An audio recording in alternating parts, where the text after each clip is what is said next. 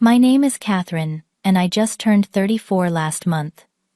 I drove 600 miles through blinding snow to surprise my family for Christmas after 3 years away.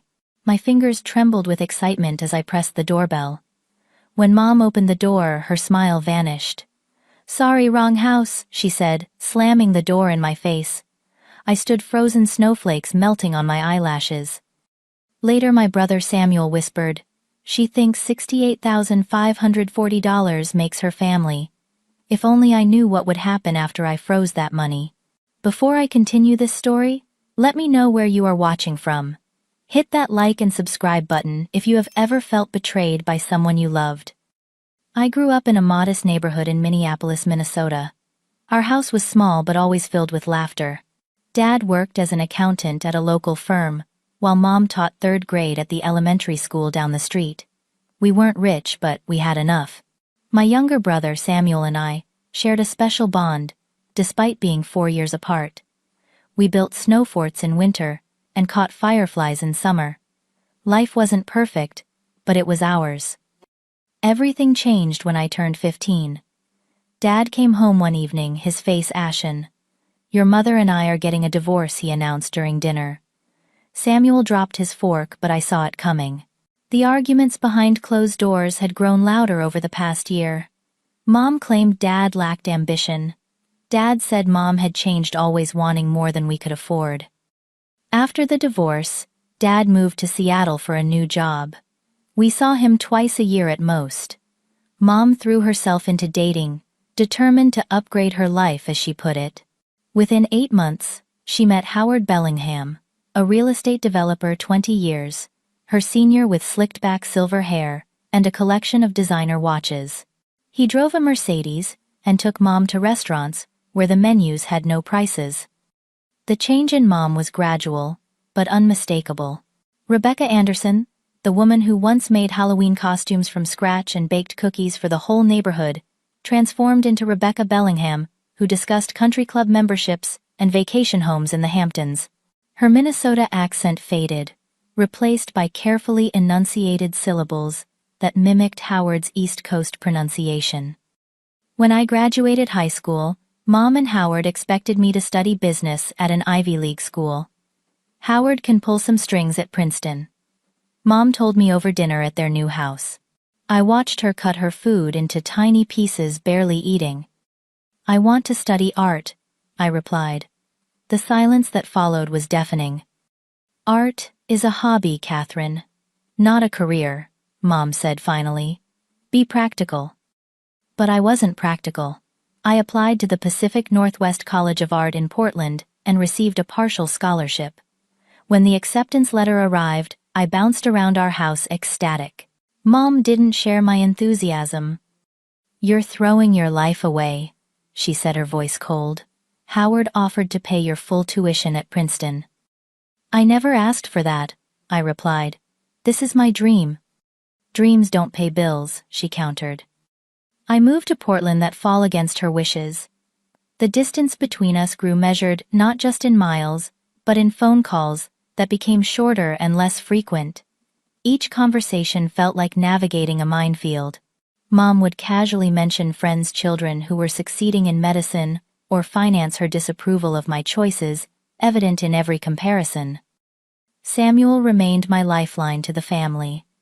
Even after he moved in with Mom and Howard following high school, he called me regularly. Through him I learned about Mom's social climbing, her desperate attempts to fit into Howard's world. She redecorated their house every year, joined exclusive clubs, and hosted lavish parties for people whose approval she craved. I built a modest life in Portland. After graduation, I found work at a small gallery and created my own art in a tiny studio apartment. Money was tight, but I was following my passion. I dated occasionally, but never found anyone who felt right. My art became my primary relationship, consuming my nights and weekends. 3 years ago, I stopped visiting for Christmas.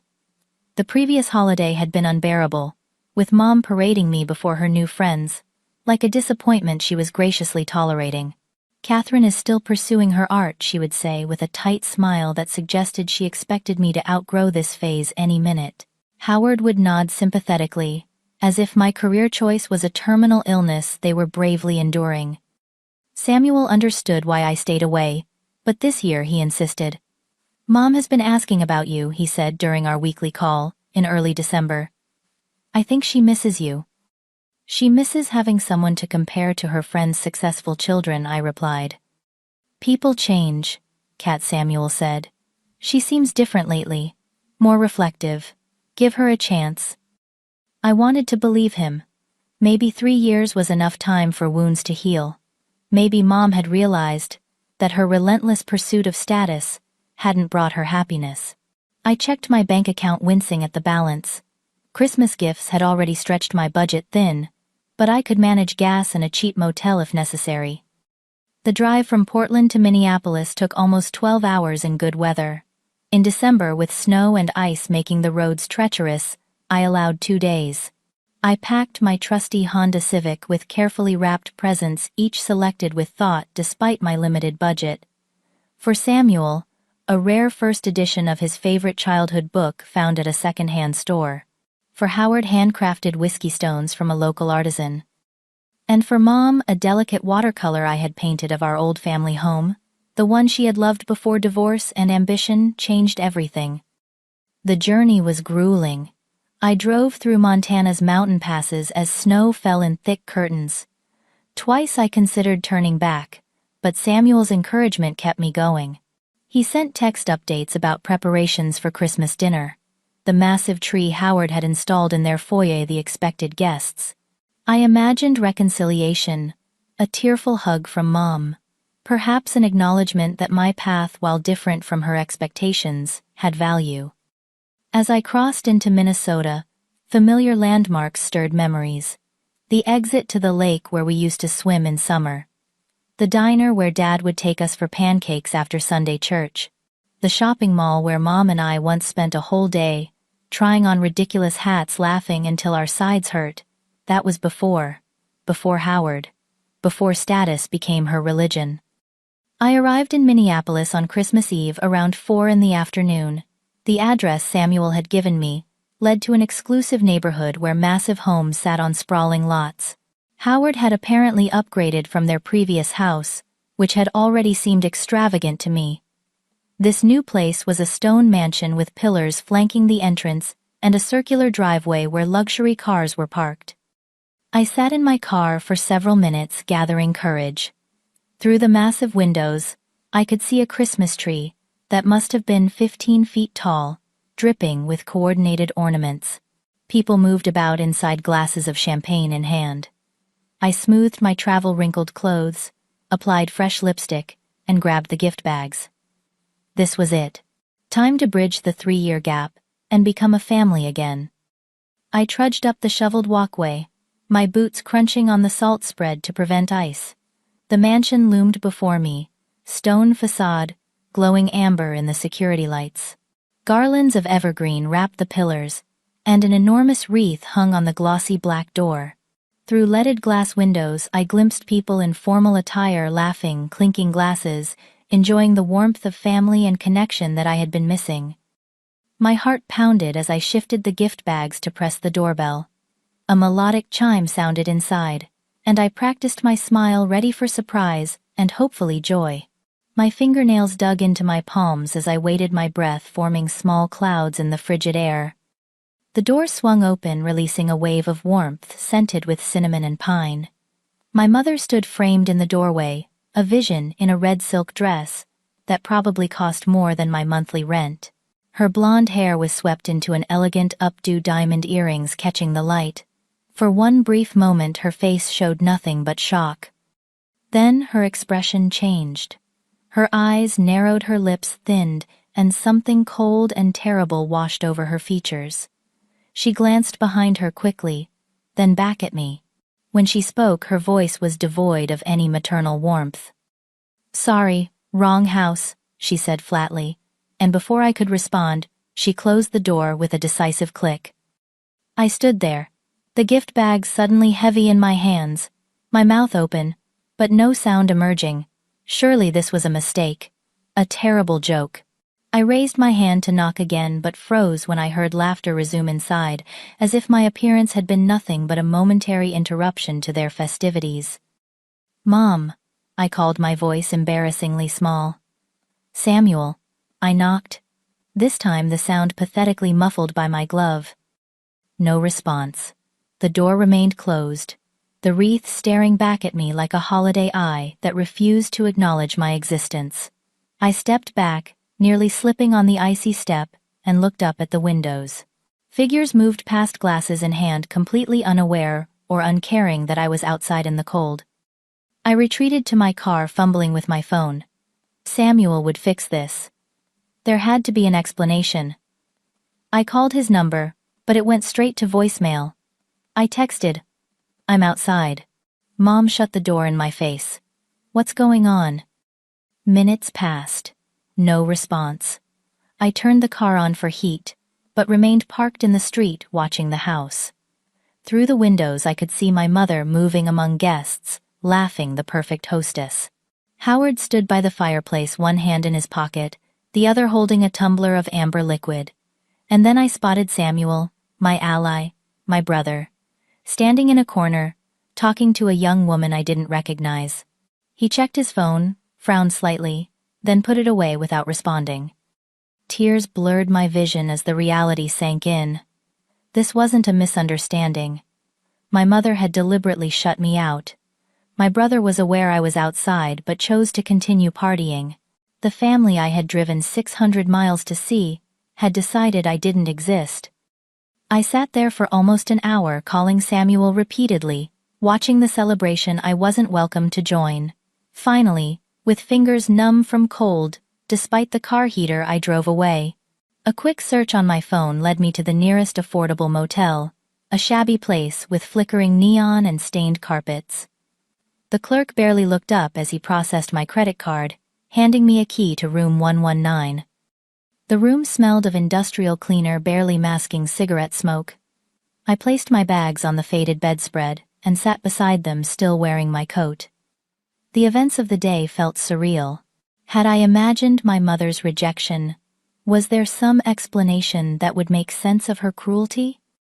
Sleep eluded me that night. I lay awake, replaying the moment at the door, searching for clues I might have missed. Had Mom been afraid of someone inside seeing me? Was she protecting some secret? Every scenario I constructed collapsed under the weight of the simple truth my own mother had pretended not to know me. Around dawn, my phone chimed with a text message. "Samuel, finally. Sorry about last night. Can we meet Denny's on Wayzata Boulevard 9 a.m.? No explanation, no acknowledgement of what had happened. Just a terse invitation that felt more like an obligation than a desire to see me. I considered driving back to Portland immediately, but after 12 hours on the road yesterday, my body rebelled at the thought. Besides, I deserved answers. I showered in the lukewarm water, dressed in my cleanest remaining clothes, and applied makeup to hide the dark circles under my eyes. The woman in the mirror looked older than 34 lines of hurt etched around her mouth. I hardly recognized myself. The Denny's parking lot was half empty when I arrived.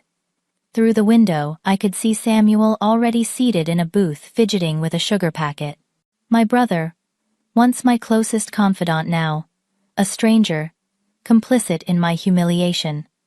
I took a deep breath and went inside, sliding into the booth across from him. Samuel looked up, guilt written across his features. The boy who had once helped me build snow forts was now a man with our father's jawline and our mother's calculating eyes. In that moment, I wasn't sure which parent he took after more. "You look good, Kat," Samuel said, his eyes not quite meeting mine. He wore an expensive-looking sweater and a watch that probably cost more than my car. The last 3 years had transformed my little brother into someone I barely recognized. "Wish I could say the same for you," I replied, not bothering to hide my anger.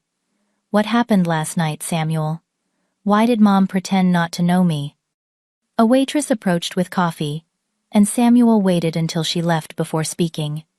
"It's complicated," he began, twisting his napkin. "Mom has changed since you last visited." "Changed how?" "Into someone who disowns her daughter." Samuel winced. Howard's Aunt Gertrude died last year. She was wealthy, never had kids of her own. She left everything to Howard with instructions to share with his family. I shook my head confused. What does that have to do with Mom slamming the door in my face? The inheritance was specific. Samuel continued, his voice low. $68,540 to each family member. Howard, Mom, me, and technically you. The oddly specific amount struck me as strange, but I focused on the implications. Technically. Samuel's eyes darted around the restaurant before he leaned closer. Mom convinced Howard that you aren't really family anymore. That you abandoned us when you moved to Portland and rejected our values. The betrayal felt like a physical blow. I didn't abandon anyone. I just chose a different path. I know that, Samuel said quickly. But Mom has been cultivating this image of the perfect family. She joined the country club, got involved with charity boards. Howard's friends are all old money, and she desperately wants their approval. Your art career doesn't fit her narrative. So she just writes me out of existence. The coffee turned bitter in my mouth. Samuel looked miserable. It started small, not mentioning you at parties, removing your photos from the family albums. Then, when the inheritance came, she saw an opportunity. An opportunity to steal my share. The realization was dawning, ugly and undeniable. She told Howard you wouldn't want anything to do with his aunt's money, that you'd made it clear you didn't need family support. Samuel couldn't meet my eyes. I should have said something, but by then it had gone too far. Mom had been telling everyone for years that she only had one child. I remembered the text messages Samuel had sent, encouraging me to visit. Is that why you wanted me to come for Christmas? To tell me about the inheritance? He nodded slowly. And because I miss you. Because what Mom is doing isn't right. She's been lying to everyone, even Howard's relatives. Saying you're mentally unstable, that you cut us off, that you're involved with drugs. Each accusation felt like another door slamming in my face. My own mother had been systematically destroying my reputation among people who had never even met me. There's more, Samuel said, reaching into his jacket. He pulled out an envelope and slid it across the table. I've been saving this for you. It's your share. I convinced Howard to give it to me for safekeeping, without telling Mom. I stared at the envelope without touching it. Why would he do that? Howard isn't as bad as you think. He knows something isn't right with Mom's stories, but he avoids conflict. Easier to give me the money than confront her. I opened the envelope and saw a check made out to me for exactly $68,540. My share of the inheritance from a woman I had never met, from a family that pretended I didn't exist. She thinks $68,540 makes her family. Samuel whispered. A strange mixture of disgust and sadness in his voice. As if she can just buy and sell people's existence, based on whether they fit her image. I closed the envelope, my mind racing. This money could change my life. Pay off my student loans. Fund a real studio instead of working from my apartment. But accepting it felt wrong, like agreeing to be bought off. What happens if I take this? I asked. Samuel shrugged. Mom never has to know. You go back to Portland. I keep pretending to believe her lies. Life continues. And if I don't want to pretend anymore, if I don't want to be erased. A flash of fear crossed his face. Kat, don't. Mom is obsessed with appearances now. If you confront her, she'll make things worse for both of us. Worse than pretending her daughter doesn't exist. Worse than slamming a door in my face on Christmas Eve. My voice rose, causing nearby diners to glance our way. Samuel reached for my hand, but I pulled back. I'm sorry, he said. I should have warned you, should have stood up to her sooner. I just didn't know how. I studied my brother's face, seeing the boy who had once followed me everywhere mixed with the man who had learned to compromise his integrity. He was as much a victim of our mother's transformation as I was, but he had chosen compliance, while I had chosen distance. What does she want from me? I asked finally. To disappear completely. To pretend I was never born. She wants to control the narrative, Samuel replied. And you're the one variable she can't control. It terrifies her. As I left the diner, the envelope heavy in my pocket, I realized Samuel had given me more than money. He had given me knowledge, and knowledge was power. My mother thought she could erase me with a slammed door and some well-placed lies. She was about to learn otherwise. Back in my motel room, I spread everything out on the bed. The check for $68,540. My driver's license proving I was indeed Catherine Anderson, daughter of Rebecca. Old family photos I kept in my wallet, showing a smiling mother with her arm around my shoulders at high school graduation, evidence of a connection she now denied. I remembered moments from childhood when Mom had been my biggest supporter. She attended every school art show, proudly pointing out my work to other parents. "My Catherine has a gift," she would say, her voice warm with pride. What had happened to that woman? Had she always harbored this capacity for cruelty? Or had money and status truly transformed her? The check seemed to mock me from the bedspread. More money than I had ever had at once, yet it represented everything wrong with my family now. Taking it and disappearing would be easiest. I could pay off debts, advance my career, never look back. But something in me rebelled at the simplicity of that solution. It felt like accepting erasure, confirming my mother's revision of our family history. I opened my laptop and researched banking options. There were ways to deposit a check but temporarily freeze access to the funds. A financial hold that would prevent the money from being used while still establishing my claim to it. I could make a statement without rejecting what was rightfully mine. The First National Bank had a branch open despite it being Christmas Eve morning. I dressed carefully, wanting to appear professional and trustworthy. The bank manager, Janet, was a middle-aged woman with kind eyes and a holiday brooch pinned to her blazer. "This is an unusual request," she said after I explained what I wanted to do. "You want to deposit this check, but place a temporary freeze on the account." "Yes," I confirmed. "It's a family matter. I need to establish my claim to these funds while some issues are resolved." Janet studied me over her reading glasses. Normally I'd say this sounds suspicious, but something tells me there's more to this story. "My mother is trying to deny my existence to keep this inheritance for herself," I said simply. "I need to prove I'm real, and that this money is legally mine, but I don't want to spend it until certain acknowledgments are made." Janet nodded slowly. "Family and money. Always complicated. I can set this up for you, but there are some legal forms you'll need to sign." An hour later, I left the bank with documentation of my deposit and the account freeze. The money was mine but untouchable for now, a perfect metaphor for my relationship with my mother. She could deny me emotionally, but she couldn't deny my legal existence or my rights. I drove past my mother's house again, parking across the street with a clear view of the festivities continuing inside. Christmas Eve preparations were in full swing. Caterers arrived with trays of food. Guests began to appear in evening wear. Through the windows, I could see my mother directing staff, touching her hair frequently, the perfect hostess. I texted Samuel, "Check, deposited, but frozen. Won't use the money until Mom acknowledges what she's done." His response came quickly.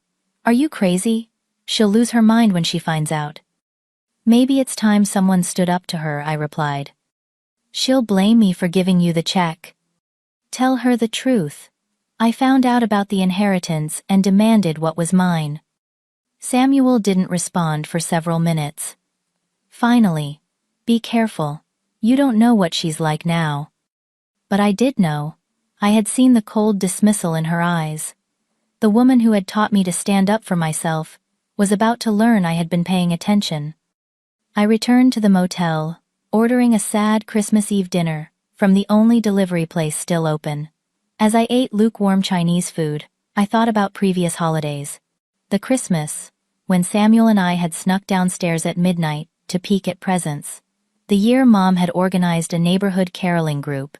The traditions that had once defined our family, now replaced by cocktail parties and social climbing. My phone rang at exactly midnight. Mom's name flashed on the screen. I took a deep breath and answered. "How dare you?" she hissed without preamble. "How dare you manipulate your brother and steal what isn't yours?" "Hello to you too, Mom," I replied, struggling to keep my voice steady. "Merry Christmas." "Don't play games with me. I know Samuel gave you Gertrude's money. I want it back immediately. It's my inheritance. From family. Aren't I family, Mom?"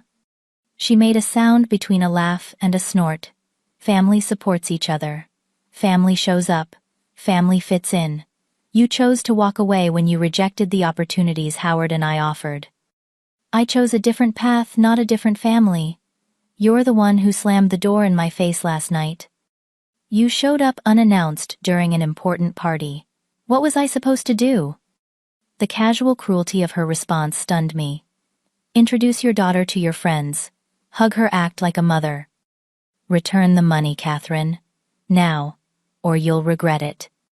I've already deposited it, I said calmly. But don't worry, I've frozen the account. I won't spend a penny until you publicly acknowledge me as your daughter and correct all the lies you've been telling. The silence that followed was so complete, I thought she might have hung up. Then she spoke, her voice terrifyingly quiet.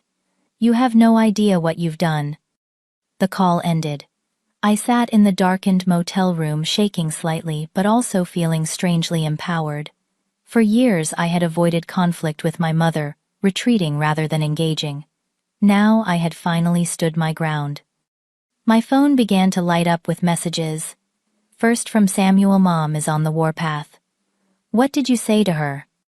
Then from unknown numbers, relatives and friends of my mother's. I had never met, each message more accusatory than the last. I had ruined Christmas. I was selfish. I was mentally unstable. I was a drug addict. My mother's lies spreading like wildfire through her social circle. By 2 a.m, the calls began again. Mom using Howard's phone this time. This isn't a game, Howard said, his voice strained. Your mother is extremely upset. I'm sorry you've been caught in the middle, I replied sincerely. But she's been lying about me for years, denying my existence. I'm not backing down. More calls followed. Mom again. Samuel pleading for peace. Mom using the landline. With each call her threats escalated. She would sue me. She would have me arrested for fraud. She would tell everyone I was dangerous and delusional. By dawn my phone log showed 51 calls and 11 explicit threats documented in texts and voicemails. Christmas morning broke clear and cold sunlight reflecting off snow with blinding brightness. I felt exhausted, but resolute. The holiday I had driven 600 miles to celebrate would be unlike any Christmas before, but perhaps it would finally bring the gift of truth. I spent Christmas morning alone in my motel room watching holiday movies on the grainy television while my phone continued to light up with calls and messages. By noon, the count had reached 25. I silenced notifications, but kept the phone nearby, evidence accumulating with each missed call. A knock at my door startled me around 1 o'clock. I approached cautiously, half expecting to find my mother on the other side ready to continue her tirade in person. Instead, Howard stood there, looking uncomfortable in casual clothes that still probably cost more than my monthly rent. "May I come in?" he asked, his voice lacking its usual confidence. I hesitated before stepping aside. This was the man who had changed our family dynamics forever. Yet he looked strangely vulnerable, standing in my shabby motel room. "Your mother doesn't know I'm here," he said, declining my offer to sit on the room's only chair. "She's hosting Christmas lunch for 30 people and thinks I'm picking up more ice." "Why are you here, Howard?" He sighed heavily, running a hand through his silver hair. "This situation has gotten out of control. Rebecca is not handling things well." "She's the one who created this situation," I pointed out. "All I did was deposit what was legally given to me." "And freeze the account," he added. "That's the part that's causing problems." "Why? If it's just about principle, about acknowledging me as family, why does it matter if the money is temporarily inaccessible?" Howard looked uncomfortable. "It's complicated." Try me. He paced the small room before speaking.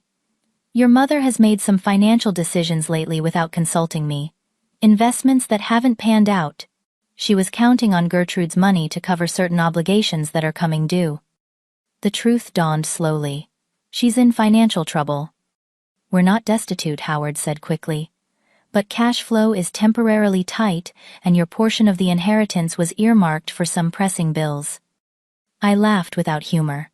So all this is actually about money. Not principle, not family image. She needs my inheritance to cover her debts. Rebecca has grown accustomed to a certain lifestyle, Howard said diplomatically.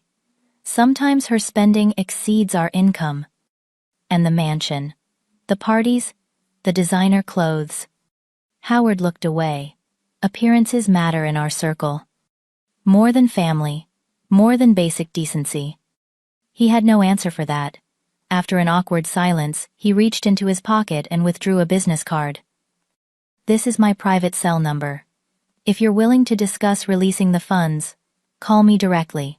Perhaps we can reach a compromise that acknowledges your position while helping your mother save face. I took the card without commitment. She'd have to publicly acknowledge me as her daughter, correct all the lies she's told about me being unstable or on drugs, apologize for last night. Howard nodded slowly. I'll talk to her. But Catherine, you should know your mother rarely backs down. Her pride won't allow it. After he left, I sat on the bed, contemplating this new information. The perfect life my mother had constructed was a facade, a house of cards, built on debt and deception. Somehow, that made her rejection even more painful. She hadn't just chosen status over me. She had chosen the appearance of status, an illusion she was desperate to maintain. Samuel texted around 3. Can I stop by? Brought Christmas dinner? Mom thinks I'm meeting friends. When he arrived 30 minutes later, he carried plastic containers of turkey stuffing, mashed potatoes, and pie, smuggled from our mother's lavish meal. We sat across from each other on the motel beds, eating from takeout containers with plastic utensils, a sad parody of family dinner. Howard came by earlier, I said between bites. Told me Mom's in financial trouble. Samuel nodded. It's been building for a while. Designer clothes, spa treatments, donations, to get on the right charity boards. She spends like the money will never run out, but Howard's business has had setbacks this year. Why didn't you tell me this morning? Would it have changed anything? He asked. Besides, I only know because I overheard them arguing last month. They don't include me in financial discussions. I studied my brother, seeing both the complicit adult and the trapped child. What happened to us, Samuel? How did we become this broken? His eyes welled with unexpected tears. I don't know. Sometimes I look at Mom and don't recognize her at all. The things she says about you when you're not around. He shook his head. I should have defended you more. Should have called her out on the lies. Why didn't you? Because I live in her house. Because she controls everything. Because standing up to her means becoming the next target. He looked ashamed. Not everyone is as brave as you, Kat. His admission touched me. I'm not brave, just stubborn. Same thing sometimes. He managed a small smile. What are you going to do now? I considered the question. I think it's time to stop hiding. Time to confront Mom directly with witnesses present. You want to go to the house. Now. During her Christmas dinner party. Why not? She can either acknowledge me as her daughter, or explain to all her important guests why she's throwing me out. Samuel looked terrified but also strangely relieved. She'll never forgive either of us. Maybe forgiveness isn't what we need from her anymore. We drove to the mansion in separate cars, Samuel leading the way. The driveway was filled with luxury vehicles. Music and laughter spilled from open windows, despite the cold. I straightened my shoulders and approached the front door, the same door that had been slammed in my face just yesterday. This time I didn't hesitate.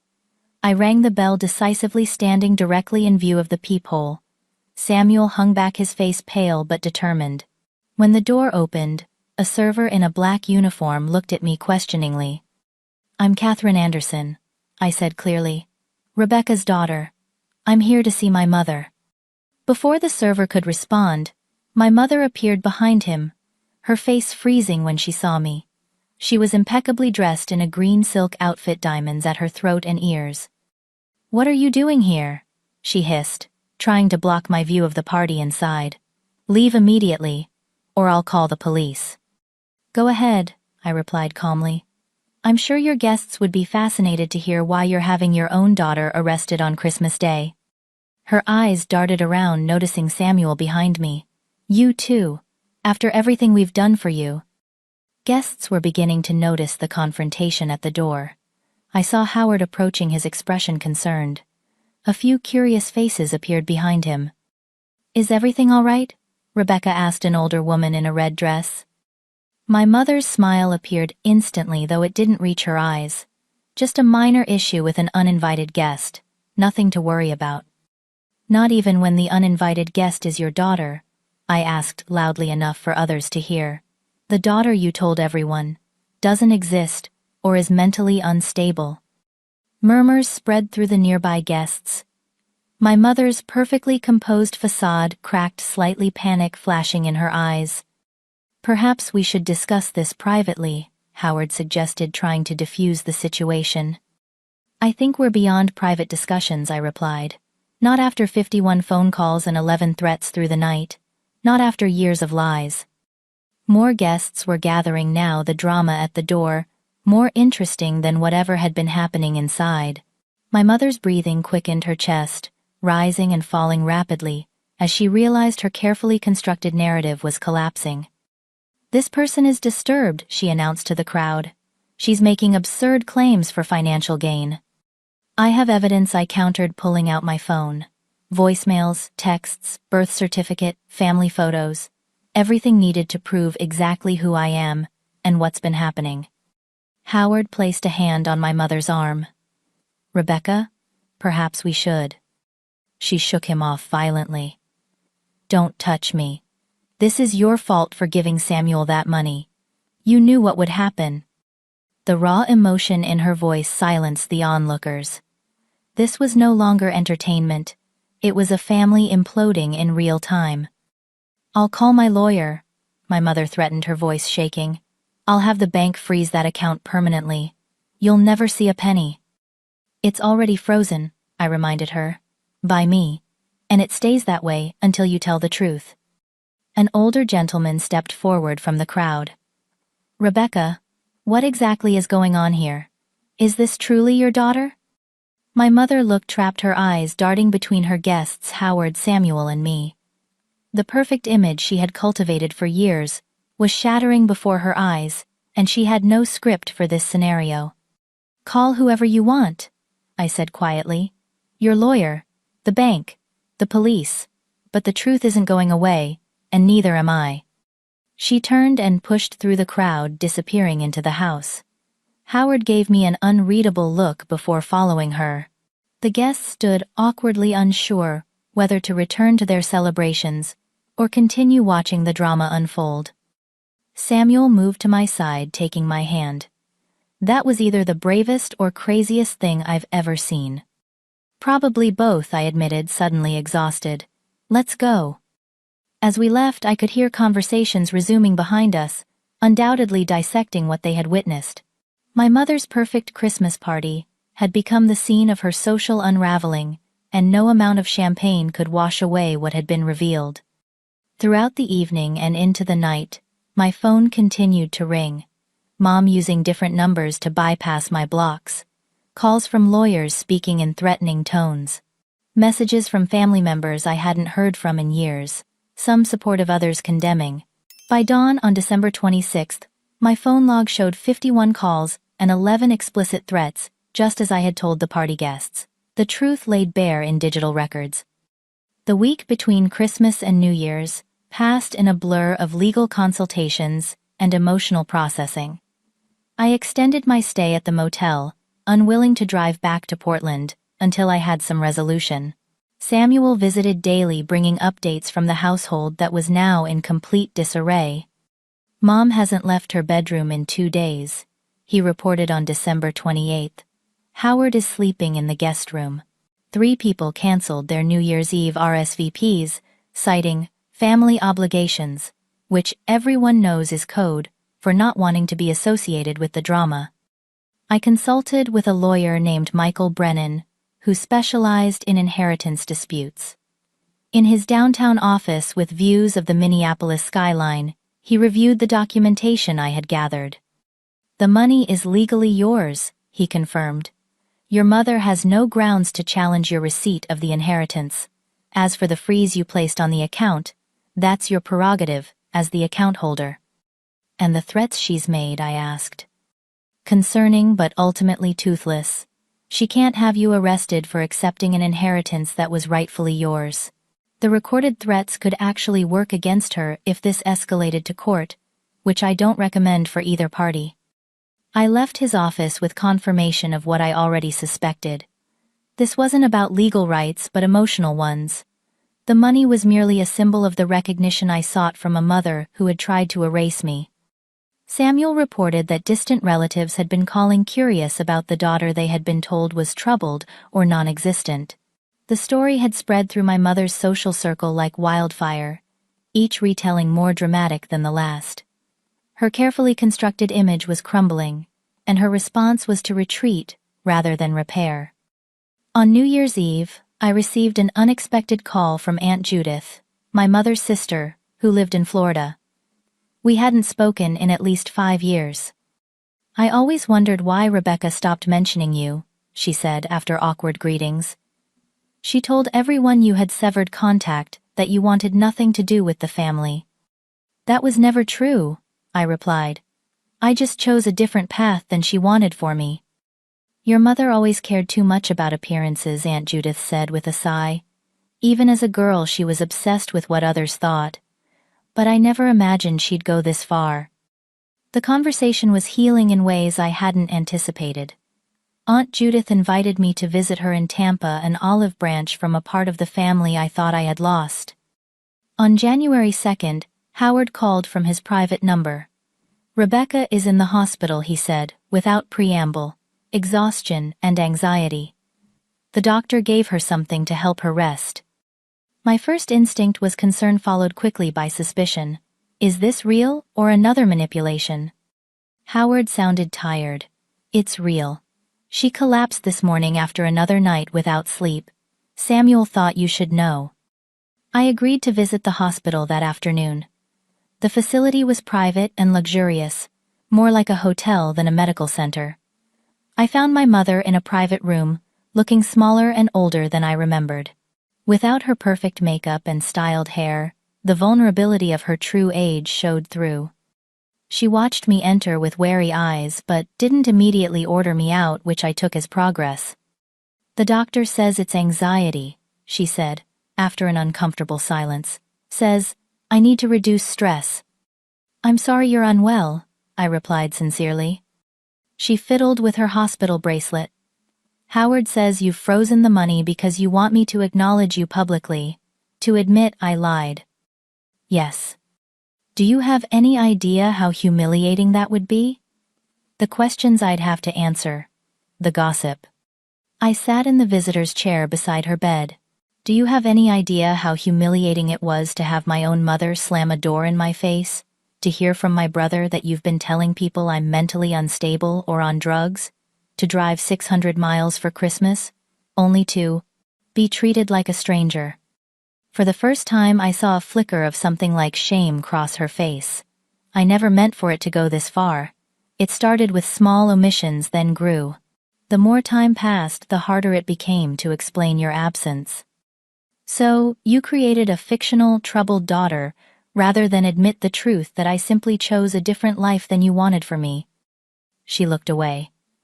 "You have no idea what it's like in my world. The constant judgment, the expectations, everyone watching for any sign of imperfection. That's the world you chose, Mom. You weren't born into it. You pursued it deliberately, discarding anything and anyone who didn't fit your new image. Including you," she whispered so softly. I almost missed it. Including me, I confirmed. We sat in silence for several minutes, the only sound the beeping of a monitor and distant hospital announcements. Finally, she spoke again. What exactly do you want from me? The truth. Tell Howard's family, your friends, everyone who's heard lies about me over the years. Admit that I'm your daughter, that I'm not troubled or dangerous, that the only thing I did wrong was choose art over business. She closed her eyes briefly.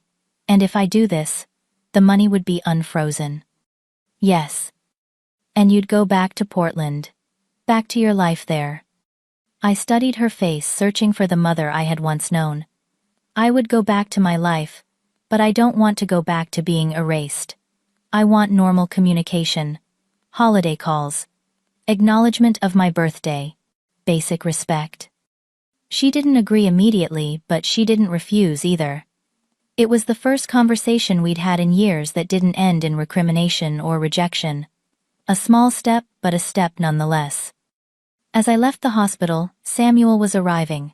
We spoke briefly in the hallway, his expression hopeful for the first time since Christmas. She asked me about your art yesterday, he said. Actually seemed interested. First time that's happened in forever. Don't get too excited, I cautioned. People don't change overnight. No, but sometimes a shock makes them reevaluate. He squeezed my arm. I'm looking at apartments, by the way. Time to move out of the mansion. Maybe find a place closer to downtown. Big step. Overdue, he corrected. And I've been thinking about visiting Portland. If that's okay with you. I hugged him tightly. More than okay. Over the next few days, small shifts occurred. My mother's social media accounts, previously scrubbed of any reference to me, suddenly featured a Throwback Thursday post, a family photo from years ago with me clearly present. Howard called to say she was drafting an email to close friends and family clarifying misunderstandings about her daughter. When I checked my bank account, I discovered she had withdrawn exactly half the inheritance amount, leaving the rest untouched. An attached note read simply, "For art supplies. Make something beautiful." It wasn't a full resolution or a fairy tale reconciliation. My mother was still controlled by appearances, still capable of cruelty. But the absolute denial had cracked, allowing small truths to emerge. It was enough for me to unfreeze the remaining funds, a gesture of cautious faith in possibilities. Samuel helped me pack my car for the return journey to Portland. Next Christmas will be different, he promised. Maybe we can start our own traditions, just the two of us. I'd like that, I replied, hugging him goodbye. As I drove away from Minneapolis, retracing the 600 miles that had brought me to this painful but necessary confrontation, I felt lighter. The inheritance money would help my art career, but the real gift had been the reclamation of my identity, the refusal to be erased for someone else's convenience. The road ahead stretched long and snow-covered, but for the first time in years it felt like I was driving toward something rather than away. 6 months after the Christmas confrontation, my life in Portland had transformed in subtle but significant ways. The inheritance money, minus what my mother had taken, allowed me to rent a proper art studio in a converted warehouse downtown. No more painting at my kitchen table or storing canvases under my bed. I bought professional-grade supplies, invested in proper lighting, even hired a part-time assistant to help with administrative tasks. My work evolved to exploring themes of identity, erasure, and reclamation. A series of portraits featuring partially obscured faces caught the attention of a respected gallery owner, resulting in my first solo show scheduled for fall. The validation felt especially sweet, given my mother's long dismissal of my artistic path. Samuel and I spoke weekly via video calls, our relationship stronger than it had been since childhood. He had followed through on his plan to move out of our mother's house, finding an apartment in downtown Minneapolis and a job at a tech startup unconnected to Howard's business interests. The physical distance from our mother seemed to strengthen his spine. He spoke more confidently, laughed more freely. "I'm thinking about visiting in August," he told me during our most recent call. "Maybe staying for a couple of weeks if that's not too long." "Stay as long as you want," I replied sincerely. "I have a pull-out couch with your name on it." The educational trust I had established with part of the inheritance was already benefiting our cousin Lily's daughter, who had started college with financial support that Lily, a single mother, couldn't have provided alone. The thank you card they sent, filled with genuine gratitude, meant more than any society acknowledgement my mother had ever chased. Communication with my mother remained complicated. She had followed through on her promise to clarify misunderstandings about me to her social circle, though the explanation painted her in the most favorable light possible. According to several relatives who contacted me afterward, she claimed we had experienced a mutual misunderstanding that led to an unfortunate estrangement, carefully avoiding any admission of deliberately erasing me from family history.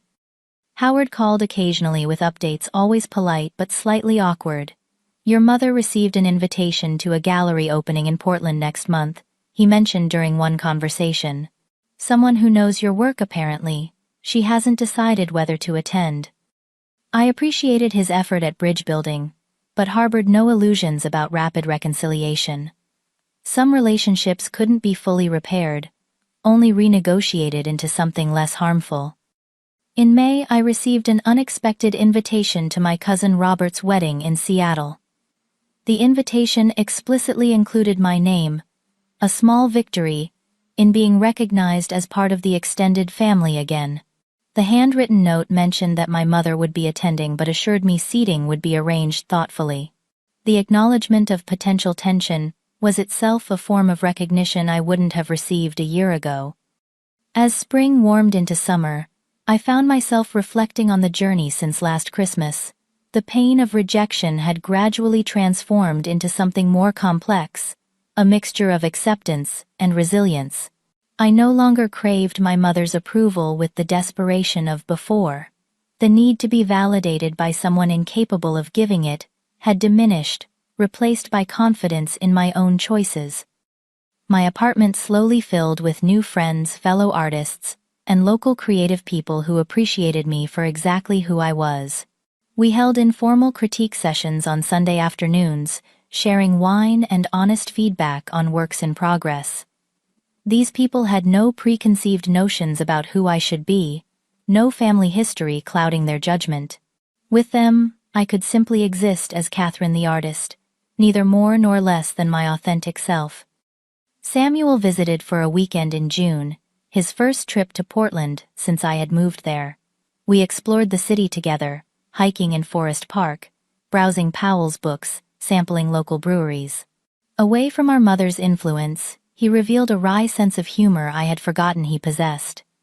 On his last evening over dinner at my favorite neighborhood restaurant, he made an observation that stuck with me. "You know what I realized this weekend?" he said, twirling pasta on his fork. "Money doesn't change people. It just reveals who they always were." "What do you mean?" "Mom didn't suddenly become status-obsessed when she married Howard. Those tendencies were always there, just constrained by circumstances. The money and position just gave her permission to fully become that person." "And what did money reveal about you?" I asked.